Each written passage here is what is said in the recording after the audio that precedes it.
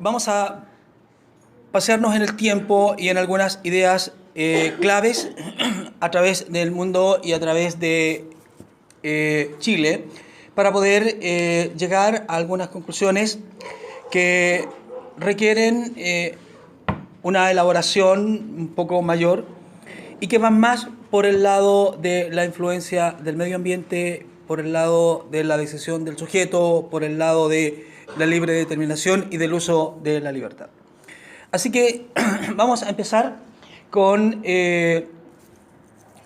la exposición de tal manera que podamos ir avanzando. Lo vamos a hacer en tres tópicos.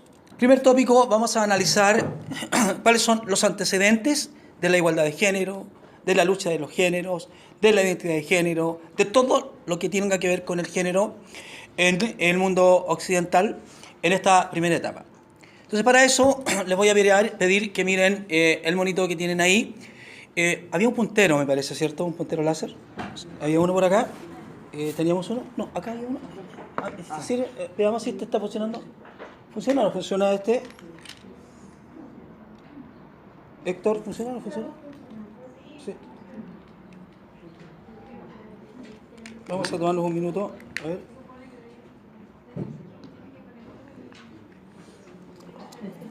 ¿Tiene dónde conectarse? Ahí. Veamos si la tecnología... Pero no prende esta cosa.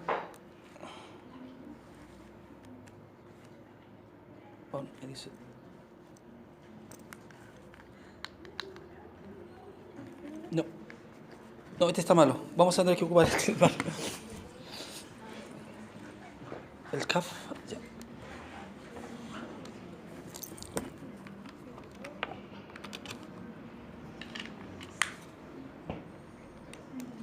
Ahí sí. Ya, gracias. ¿Cuál es el puntero? El de abajo. El de abajo.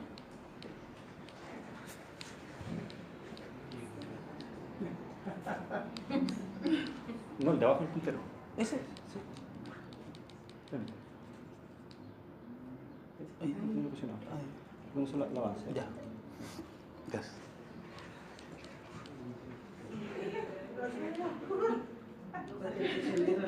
Tiene que apuntar al dispositivo, ¿no? No, sí, apuntó recién, a ver. Tampoco. ¿Ah? Ahí está. ¿Lo presionó? Ahí está, presionado. Ahí. Mantener la presionado. Veamos, a ver. Ahí, ya. Está un poco... Bien, entonces vamos a empezar con... ¿de dónde vienen todas estas ideas? ¿De dónde nos llegan? ¿Cuál es la influencia que hay desde el punto de vista de la historia? Y cómo han ido pasando desde los distintos periodos.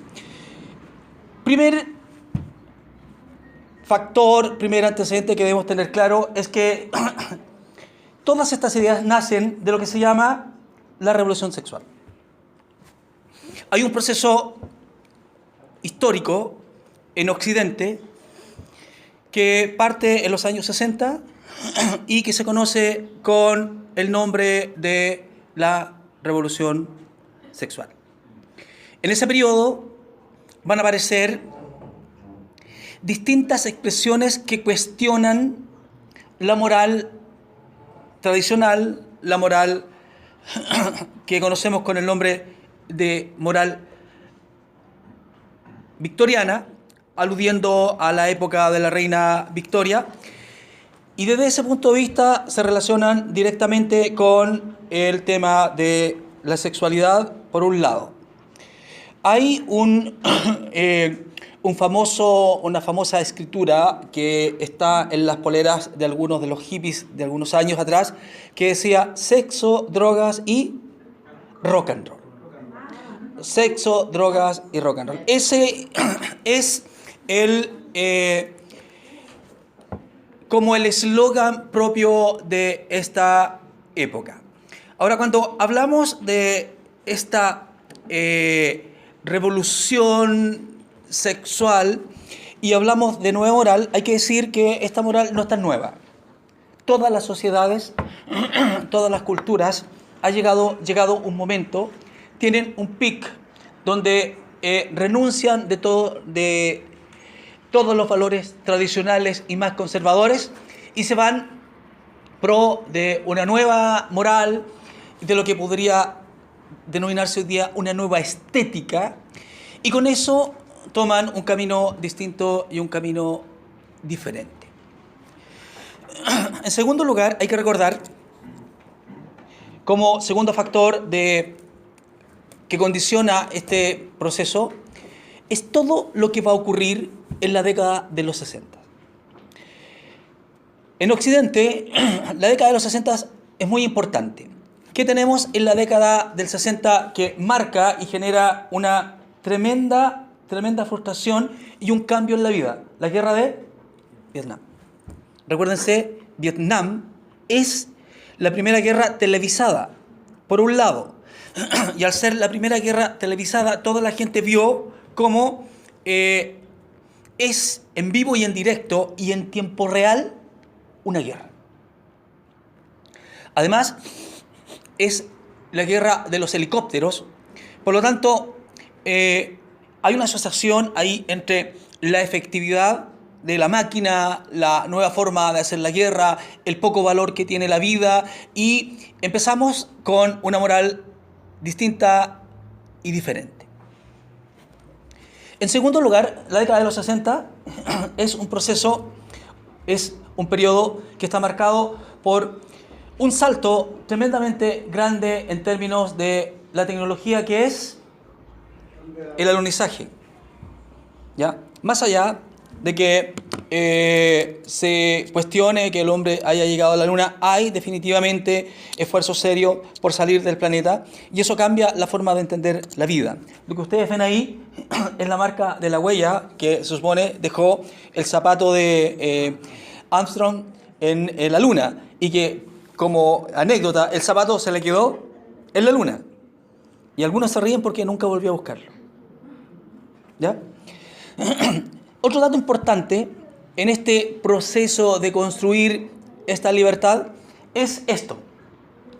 Lo que ustedes ven ahí se llama nada más y nada menos que la comercialización a gran escala de la píldora anticonceptiva. La píldora anticonceptiva lo que hizo fue liberar de ciertos temores y de ciertas precauciones que se tenían a la hora de tomar algunas decisiones, y bajo esa circunstancia dejó el camino abierto a tomar decisiones de manera inmediatista y de manera rápida con respecto al tema de la sexualidad. En el año 64, un científico mexicano patentó la forma de procesar y sintetizar químicos para producir este medicamento en las farmacias a gran escala, que es el anticonceptivo. Curiosamente, mientras esto se hacía en Estados Unidos, luego de un par de años llegó a Chile y fue muy bullado el ingreso de este medicamento que se daba de manera gratuita, por ejemplo, en las universidades. En las universidades estatales, las parejas podían ir a la asistente social y la asistente social les regalaba anticonceptivos, dado que ya habían iniciado la sexualidad sin mayores preocupaciones en ese periodo. ¿Qué otro antecedente tenemos que es importante recuperar? La lucha contra todo el racismo contra la gente de color. Aquí tenemos al famoso pastor bautista Martin Luther King, ¿ya? Premio Nobel de la Paz, por un lado, pero a su vez también muerto por su lucha a favor de los derechos civiles y económicos y raciales de la gente de color, en este caso. Martin Luther King va a promover y permitir que un gran grupo de personas que estaban relegadas de lo que es el desarrollo económico, sociocultural de Estados Unidos pueda acceder. Y eso va a cambiar la fisonomía, va a cambiar el comportamiento y va a cambiar el hábito cultural de Estados Unidos durante mucho tiempo, que es lo que vamos a ver hasta ahora.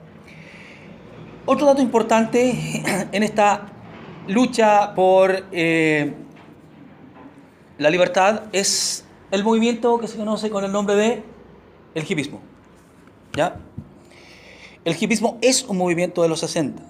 Tiene antecedentes en los 50, en la generación beat, ¿ya?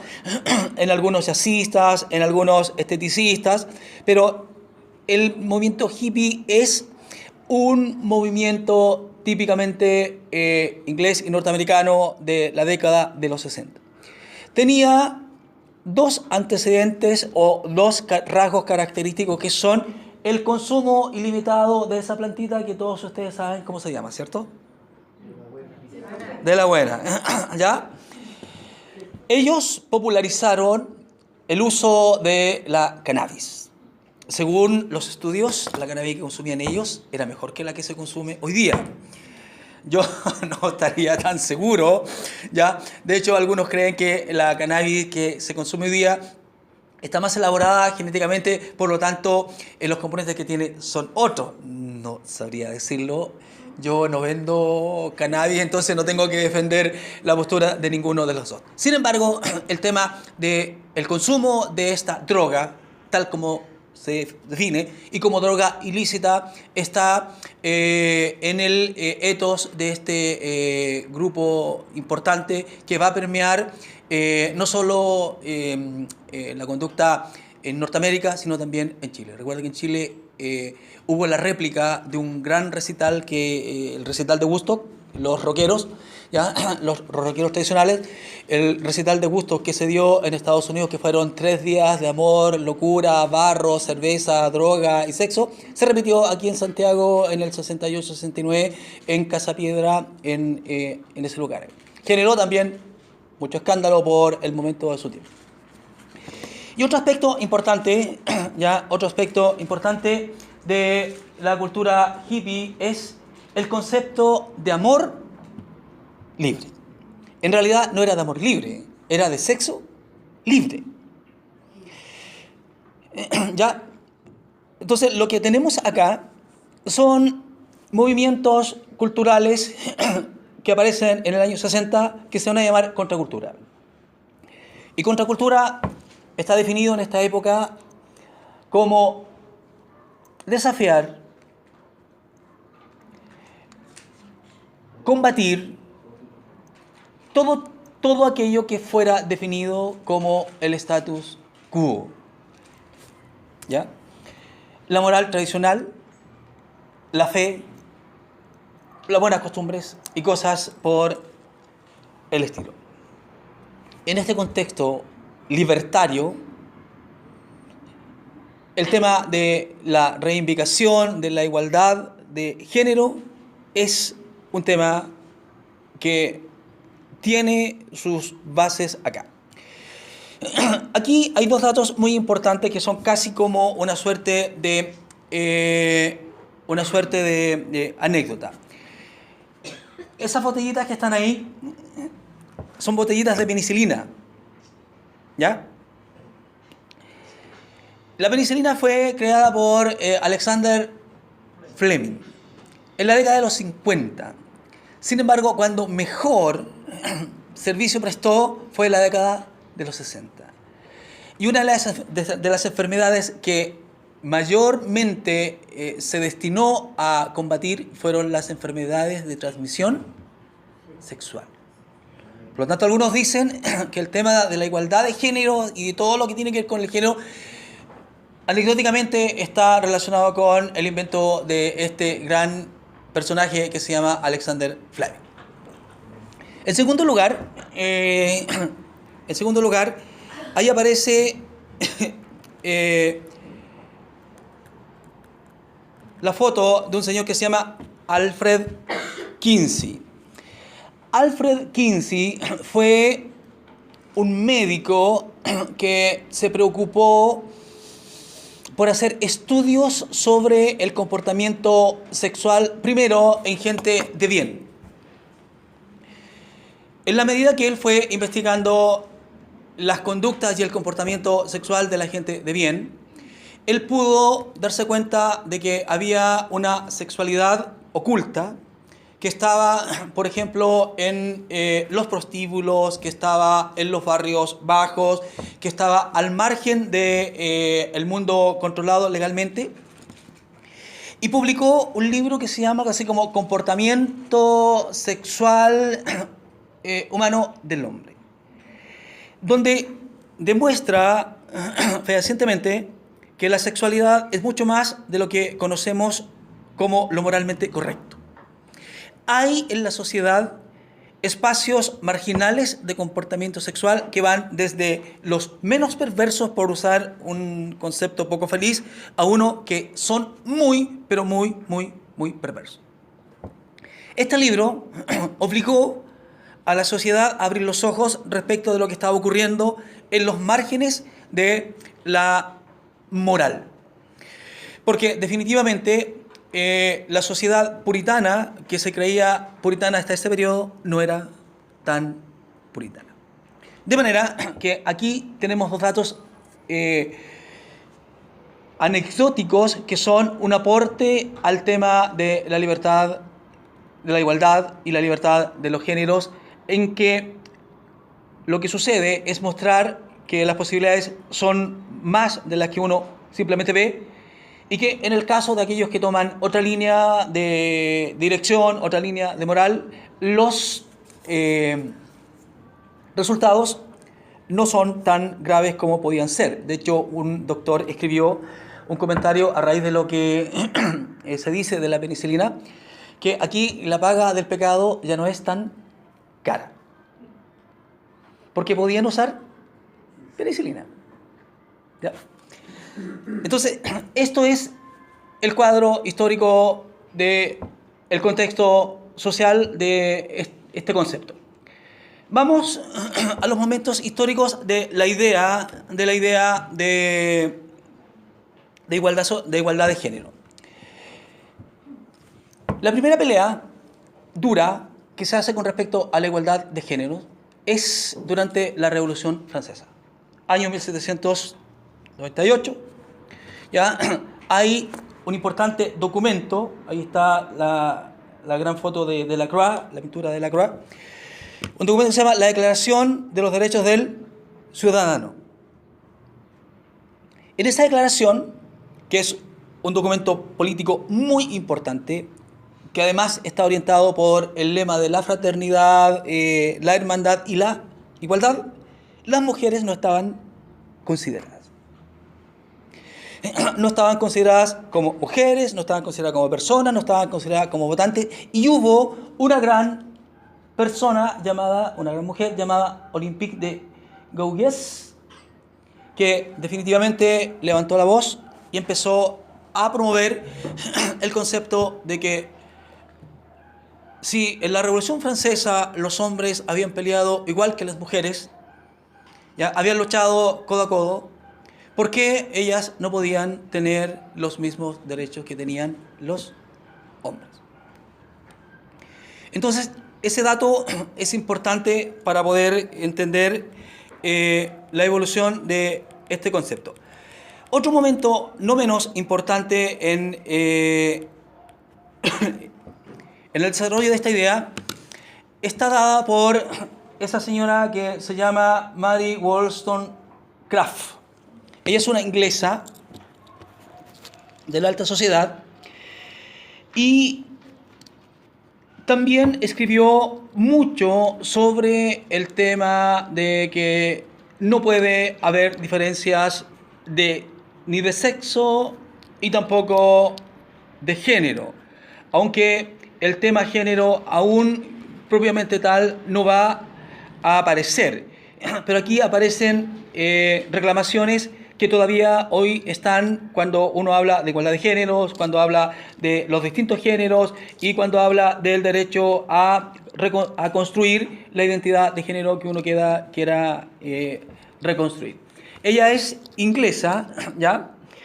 Y hace mucho hincapié en que, de alguna manera, las separaciones que hacemos entre los roles asignados tanto a los hombres como a las mujeres son marcadamente sociales y marcadamente culturales. Lo que no es incorrecto. Pensemos, por ejemplo, en los roles asignados a una mujer hindú, los roles asignados a una mujer musulmana y los roles asignados a una mujer europea. Hay mucha diferencia y esa diferencia está esencialmente dada por la influencia del medio ambiente, de las ideas que se crean, ¿ya? Y de las valoraciones que se hacen en distintos momentos de lo que se considera como la mujer ideal para las distintas sociedades. Entonces, ella tuvo la osadía de reclamar la igualdad, argumentando que gran parte de lo que constituye la base de la diferencia de los sexos son basados en elementos sociales que pueden cambiar y que deberían cambiar. Pasando más adelante, tenemos dos momentos muy importantes, un documento que se llama la Carta de las Naciones Unidas. En esa carta se prohíbe a todos los integrantes de las Naciones Unidas cualquier tipo de discriminación basada en economía, basada en religión, basada en raza, basada en sexo, y se empieza ya a estas alturas de la vida a mencionar las distintas opciones sexuales, aunque el concepto de género todavía no va a aparecer. Pero aquí estamos ya entrando en tierra derecha. Ya las reclamaciones que se están haciendo van por el lado político, y el lado político las pasa de ser un discurso, de ser una protesta, de ser una reclamación, a ser una política que va a regir en todos los estados que están adscritos a las Naciones Unidas. Dígame, hermano. Esta carta fue en el 45. En el 45, ¿ya? 1945. 1945, ya, 1945, ¿ya?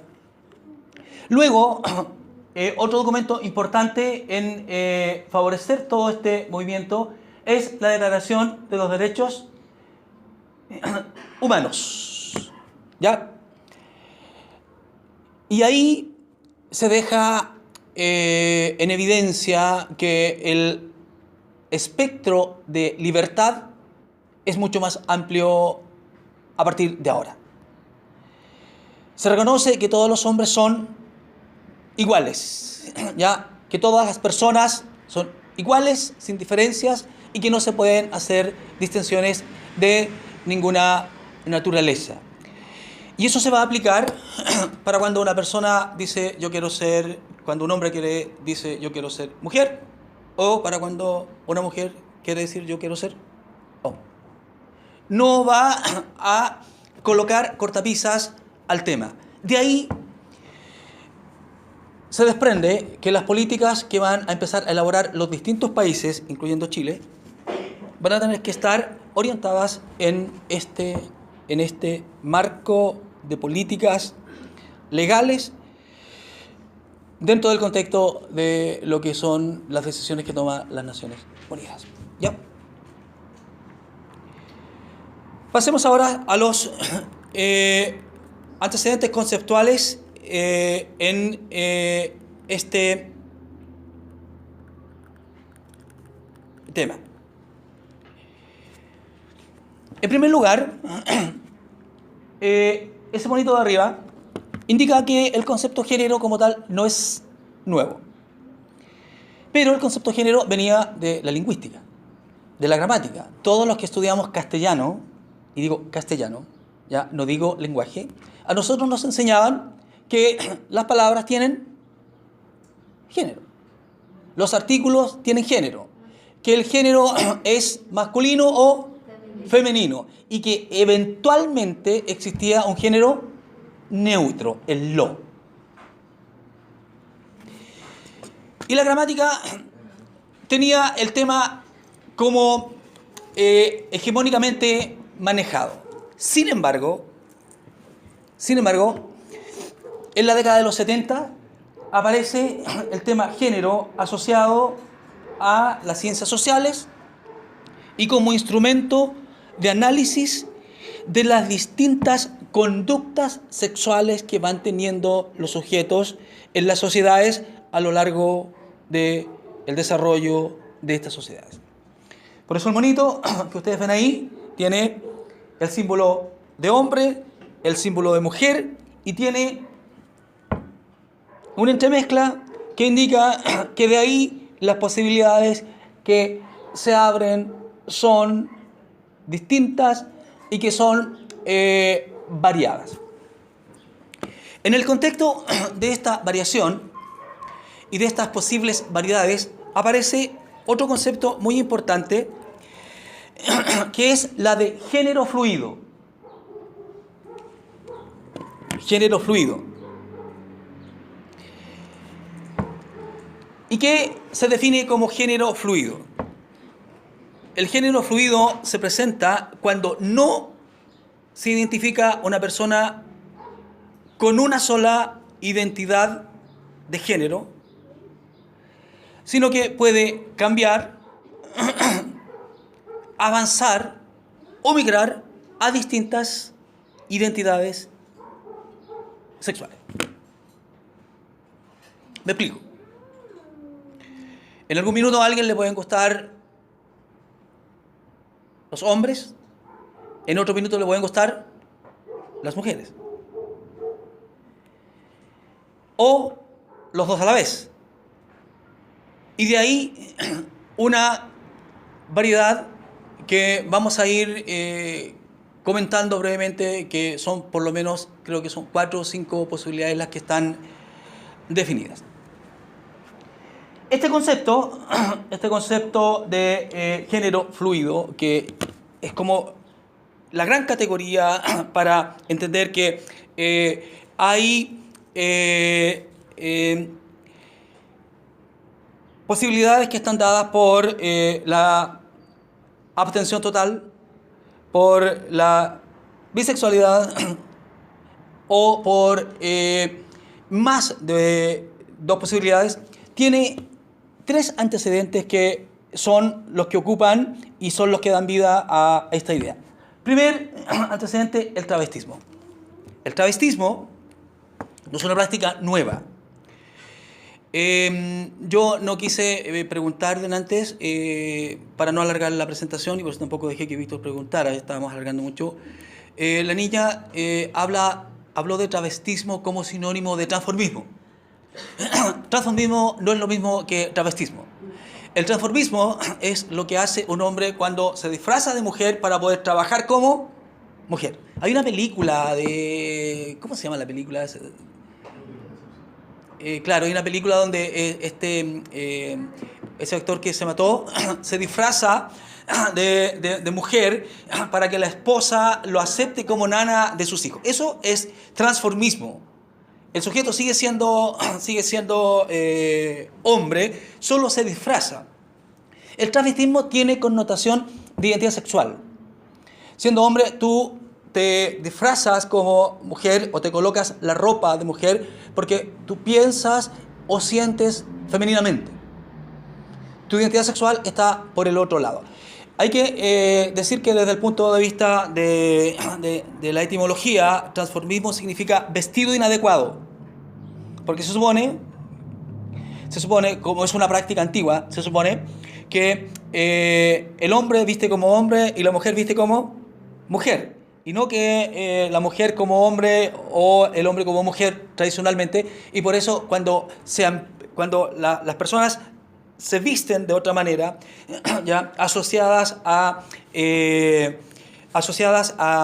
esta nueva identidad sexual se llama travestismo. Travestismo. Hay una famosa obra de Homero, de Ovidio, perdón, que se llama Metamorfosis. Y ahí hay la descripción de un caso, estamos hablando del siglo I de la era, hay un caso donde se muestra este fenómeno del travestismo. Hay que decir que la palabra travestismo comenzó a circular en el año 1910, ya en la literatura y en los estudios. Por eso que se considera que es un factor componente de este concepto de género fluido o de géneros más amplio.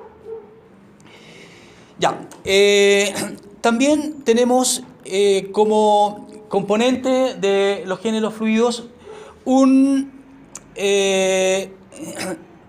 nuevo concepto que agrupa una nueva categoría y que tiende a conglomerar distintas conductas de esta naturaleza, lo que se llama como el gender queer. ¿Ya? Gender queer. Si no me equivoco, desde el punto de vista etimológico, géneros que están al margen, géneros marginales. Ya, géneros marginales que están dentro de lo prohibido, porque el discurso y la literatura hablan del sexo adecuado, del sexo correcto, del sexo lícito, y al margen aparece todas estas manifestaciones queer que van a componer aquellas alternativas que son géneros no binarios, que implican más de lo que conocemos como macho o hembra. Y entre esos se nombran, por ejemplo, las siguientes posibilidades. Está el agénero, que hace referencia a una persona que no siente ninguna atracción por ninguno de los géneros conocidos. Él es el agénero. Luego viene lo que se llama como el bigénero, que es el individuo que se maneja en la bisexualidad. Está definido o está categorizado un tercer género. Un tercer género que es toda aquella persona cuya identidad no entra en el género femenino ni masculino, y tampoco es agénero. Una cosa rara. ¿Qué podría caer ahí? ¿Ah? Piensen, es agénero, no entra en las categorías de ser atraído por lo femenino ni por lo masculino. ¿Qué podría ser? Tal vez algunas formas de fetichismo. Porque se erotizan no con personas, se erotizan con objetos. Recuerden, existe la zoofobia. Perdón, la zoofilia. Disculpen. ¿Ya? La zoofilia. ¿Ya? Entonces, como ustedes pueden ver, la variedad es bastante amplia. Y finalmente, yo creo que también es importante reconocer en los factores componentes de este nuevo enfoque de género, lo que se llama la comunidad LGBT. ¿Ya? L de lesbiana, G de gay, B de bisexual y T de transexual. ¿Ya? Como ustedes pueden ver, la cosa es bastante enredosa. Digamos algunas cosas respecto de este concepto que me parece interesante verlo. Fíjense que de manera provincial, yo compré este libro hace 2 semanas, se llama Sodoma, Poder y Escándalo en el Vaticano. No se los recomiendo, si quieren leerlo, no lo lean, ¿ya? Eso es disonancia cognitiva, ya por si a alguno se interesa en leerlo, ¿ya? Y este libro, escrito el año 2018, recién 2018, que es un análisis de la conducta sexual en el Vaticano, dicho mejor, un análisis de la conducta homosexual del Vaticano, usa todos estos términos. Todos estos términos. Y dentro de eso usa este término que estábamos diciendo, o esta no es sigla, sino esta agrupación de letras que es LGBT, aludiendo a los gays, aludiendo a las lesbianas, gay, bisexuales y transexuales. Esta agrupación aparece en el año, me parece que en el año 1969. Su punto de partida es en un gran escándalo que hizo la comunidad gay, lesbiana y otras manifestaciones de género en Estados Unidos, San Francisco. Eso fue muy reconocido. Se mostró al mundo la cantidad de gente que compone esta agrupación y todo el mundo quedó impresionado de cómo esta categoría queer, como la llamamos, de los que están al margen, de lo incorrecto, por no decir prohibido, son más de lo que la gente común piensa. Todo lo dicho hasta ahora es el aparataje histórico y el aparataje conceptual en el que se manejan todos los conceptos que van a venir de ahora. Por ejemplo, la doctora habló de disforia de género, que ya es un término que no se está usando. ¿Cuál es el término que se está usando ahora, Víctor? Incongruencia de género. Todo eso tiene su base en estos movimientos, en las formulaciones de estas ideas y además en lo que ellos están planteando. Aquí tenemos, les voy a presentar a 4 ideólogas de primer nivel, porque si hay algo que decir de ellas es que son gente de la élite intelectual del mundo y que componen tanto como identidad de género, como tarea intelectual y como misión de vida, la lucha por la igualdad, la lucha por la presencia, por los géneros, por la identidad de género y por dar una mejor posibilidad a todas estas distintas opciones. La primera se llama Simone de Beauvoir, conocida como el castor. Ella fue la pareja de un famoso filósofo existencialista que escribió La náusea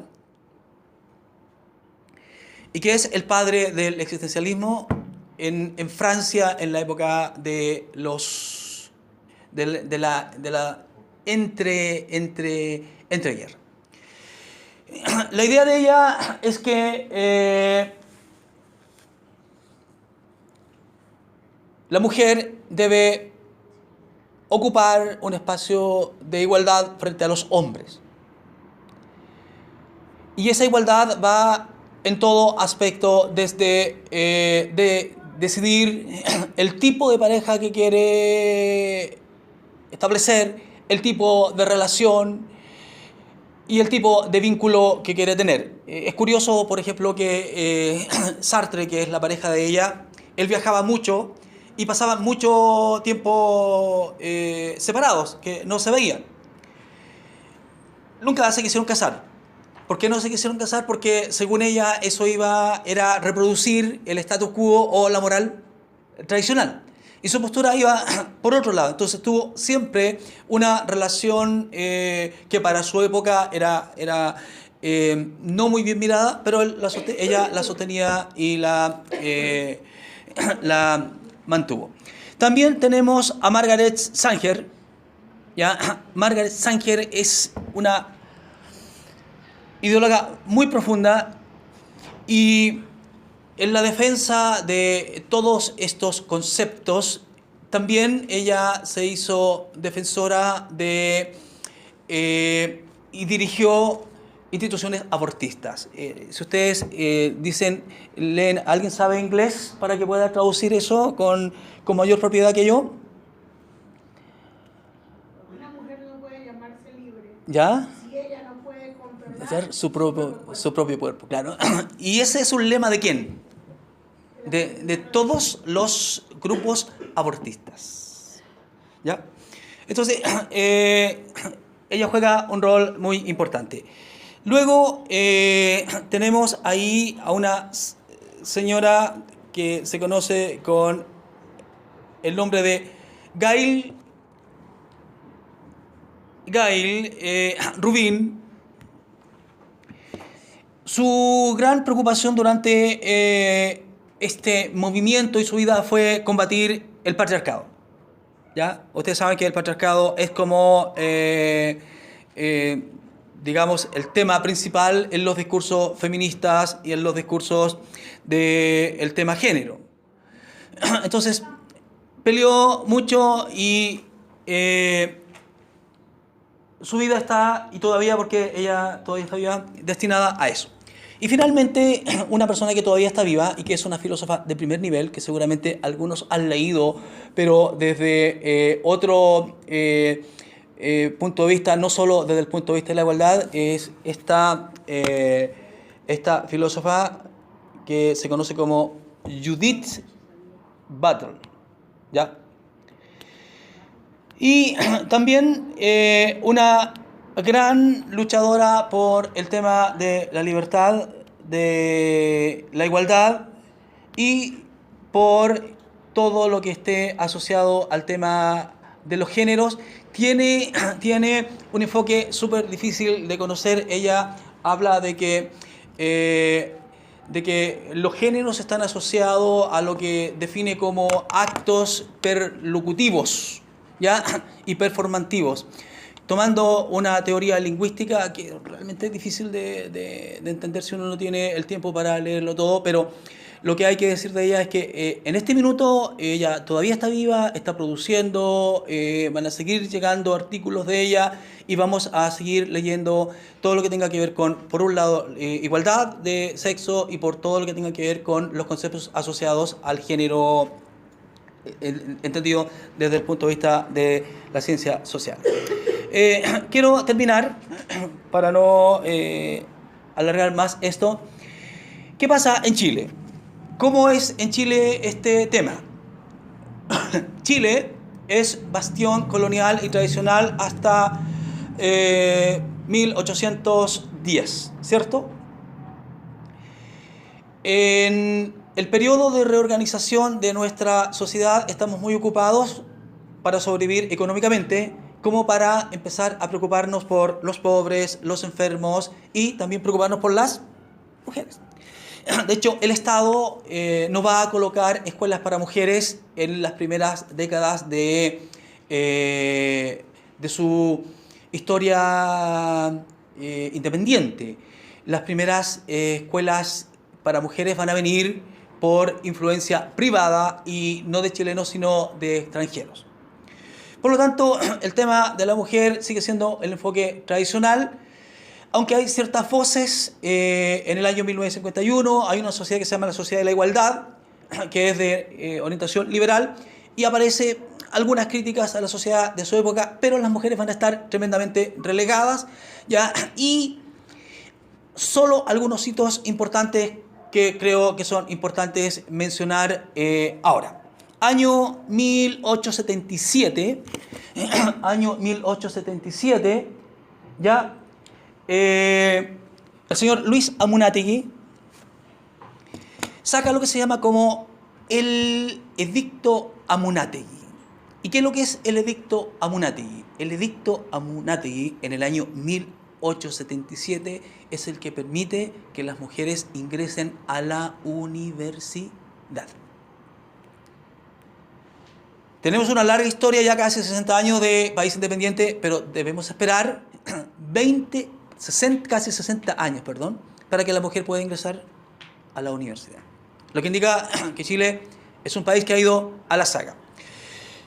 Otro dato importante en el desarrollo de estas ideas lo constituye esa señora que está ahí, Belén de Zárraga. Belén de Zárraga es española, no es chilena. Ella es de filosofía anarquista. En el año 1900, entre 1900 y 1910, ella hace un periplo por Argentina y llega a Chile, pero llega al norte de Chile, y en el norte salitrero empieza a organizar lo que se conocen con el nombre de los centros Zárraga.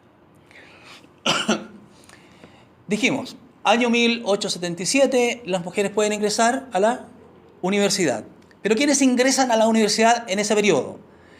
Hoy día ingresa a la universidad todo aquel que quiere en Chile, ¿cierto? Tenga o no tenga recursos, ingresa a la universidad. ¿Quiere ir a la universidad? Puede ir.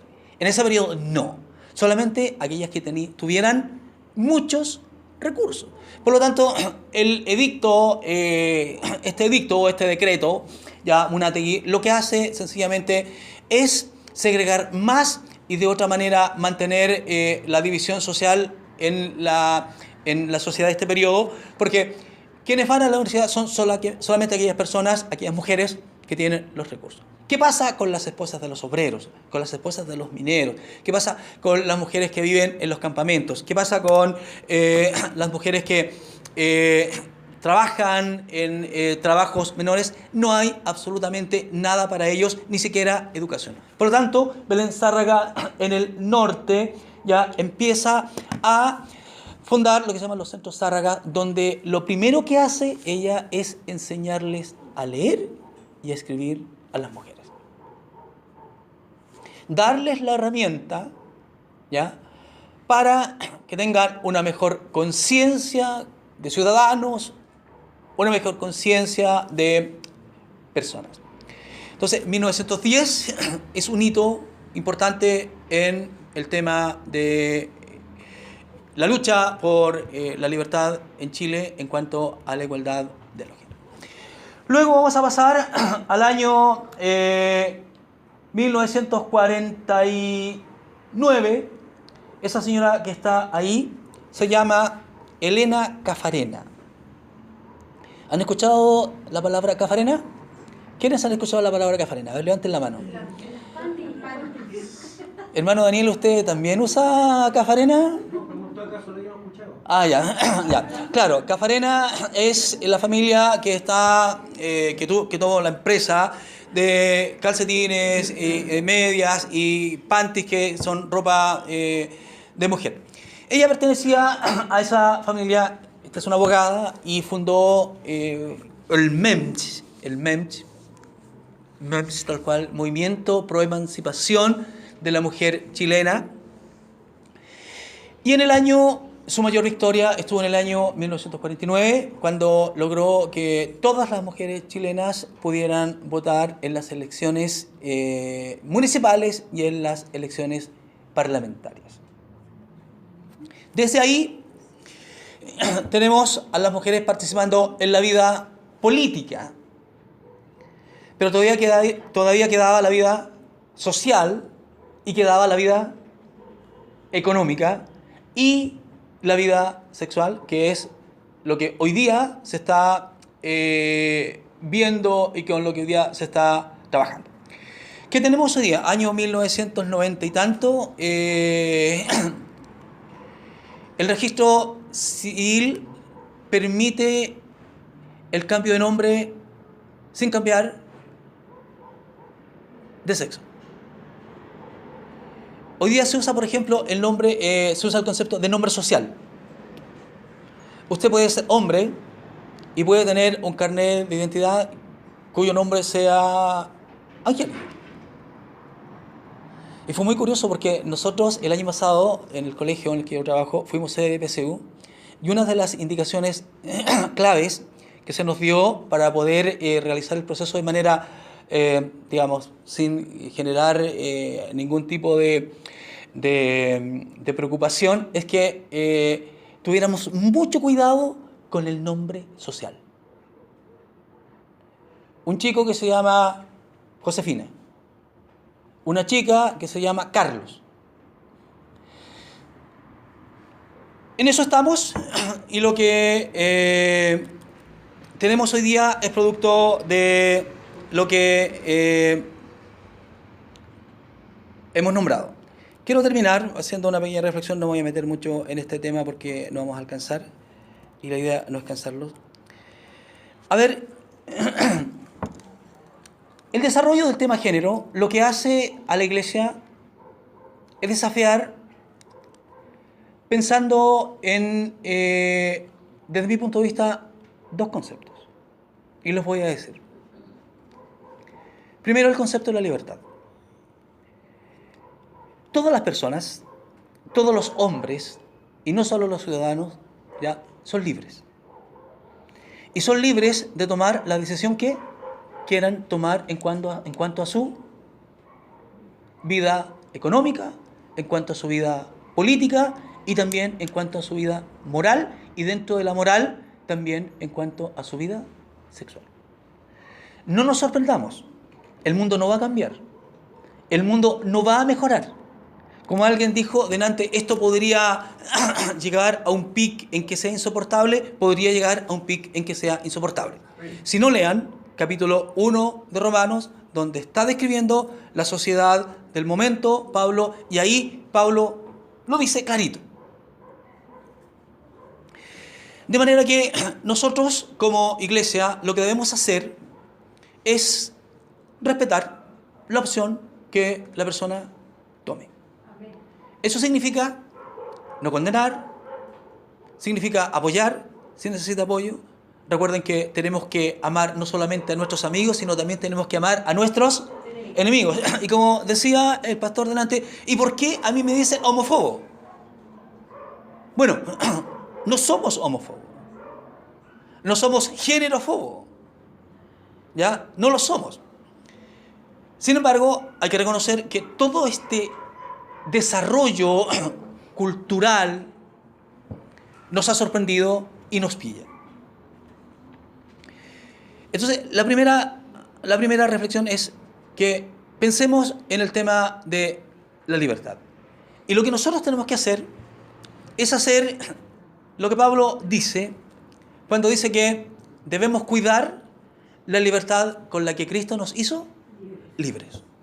Una hermana decía, ¿es que ahora somos anormales? No, siempre hemos sido anormales. Siempre hemos estado al margen de la sociedad. O nos acusaron de ser ateos en el tiempo del Imperio Romano.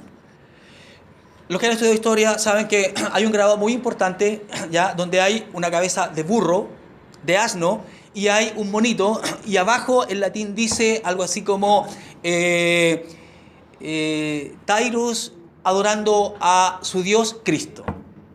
¿Qué significa? Significa que se decía que los cristianos adorábamos a un burro. Siempre hemos sido minoritarios, por lo tanto no nos asuste eso. En segundo lugar, la otra reflexión que yo hago a raíz de todos estos procesos sociales que han venido dándose es que para la Iglesia son un desafío a la misericordia. El segundo, un desafío a la misericordia. ¿Ya? Somos llamados a mirar con misericordia a todos, a los buenos, y somos llamados a mirar con misericordia a aquellos que no son buenos. Lo que debemos hacer es cumplir nuestra misión en esta tierra, y parte de la misión es amar al prójimo como a nosotros mismos. Respetar, vivir de acuerdo a lo que nosotros creemos y ser, por supuesto, en ese sentido, luz del mundo. Y la tercera, la dije delante, pero la tercera la quiero comunicar. El tercer principio tiene que ver con un recordatorio. Pablo dice que la Iglesia es columna y baluarte de la verdad. Eso. Somos columna y baluarte de la verdad. Debemos vivir la verdad, debemos empaparnos de la verdad, debemos proclamar la verdad, pero no debemos pelear por la verdad, porque no hay una guerra santa por la verdad. No hay una guerra santa por la verdad. Ya todas las guerras santas que se han realizado no han sido para defender la verdad y no han defendido la verdad.